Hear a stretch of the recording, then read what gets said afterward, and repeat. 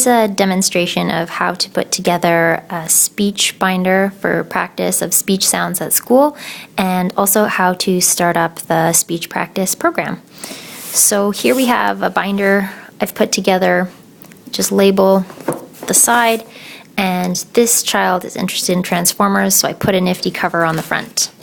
I also printed off a few other Transformer figures that can be taped onto the back of speech cards. So any interest and any hook we can have, we'll definitely use for motivation. So in the front cover, tape this speech log. So you can write the student's name. It says student's name, speech practice with your name at, and then the name of the school. So you can just write how many times you practiced, the date, what you practiced. You can even record how many minutes if you'd like. Here I have a speech practice duotang that I'll be sending home.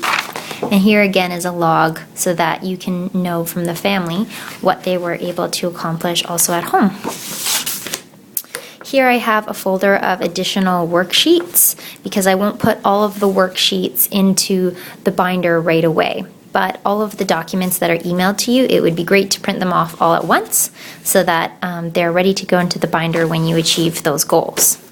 So in the binder, I first have this sheet, Steps to Good Speech. So it explains how to help them move from just hearing the sound to making the sound, to making the sound in a syllable, to using the sound in single words, and then phrases, and then different types of sentences. And then of course level 8 is when the student can use this new sound in spontaneous and everyday speech.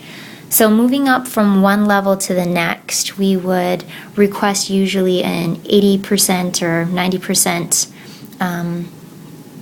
success rate. And so use your judgment a bit. If you feel like they are ready to move on to the next step and they have achieved a good number of successful productions, then they're likely ready to move on.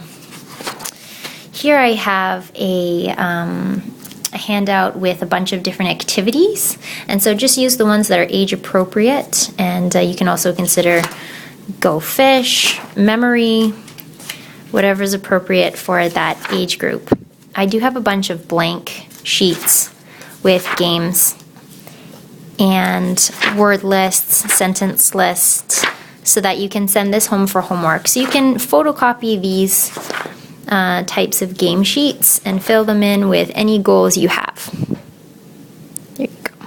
So this student will be working on SH, TH, and the J sound. So for SH, I'm just going to start with the first group of handouts, which is for SH at the beginning of words, since that's probably the most typical place for students to start is with the new sound at the beginning of words. So initial means beginning of words, and then in the additional worksheets folder I have medial, which means in the middle of words, and then final, so the sound at the end of words.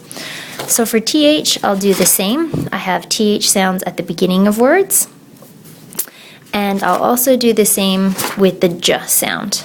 So that's all for setting up the folder, and in another video we'll look at how to do some activities in speech practice.